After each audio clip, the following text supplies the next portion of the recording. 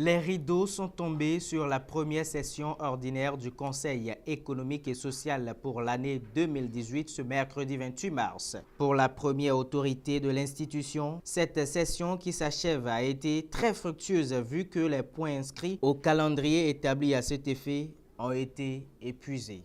Nous avons examiné avec tout le sérieux requis la saisine du ministre en charge de la décentralisation visant à obtenir l'éclairage du Conseil économique et social sur la lecture des textes de loi sur la réforme de l'administration territoriale au Bénin. À l'issue de cette étude, notre institution constate que l'initiative du gouvernement de doter notre pays d'un code unique de l'administration territoriale innovant et couvrant les enjeux de la décentralisation et de la déconcentration est noble.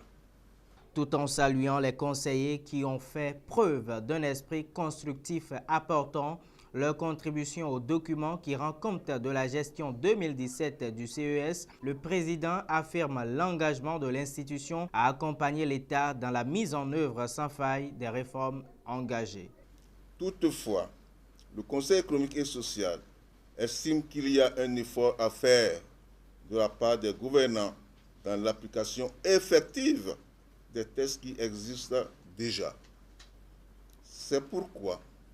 après avoir relevé certaines insuffisances et préconisé des approches de solutions idoines,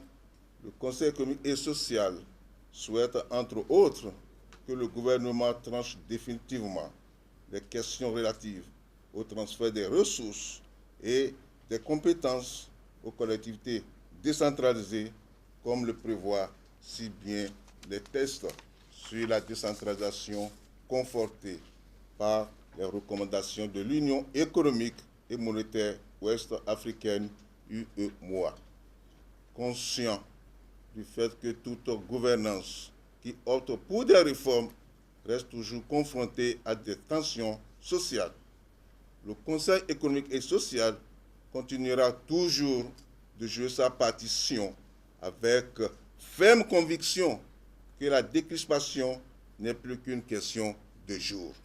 Pendant cette session qui s'achève, les problématiques telles que la coopération décentralisée au service du développement socio-économique, la territorialisation du développement agricole, l'apport du privé dans le secteur de la santé au Bénin ont été au menu des échanges. La prochaine session permettra de finaliser les rapports et recommandations du CES pour le président de la République.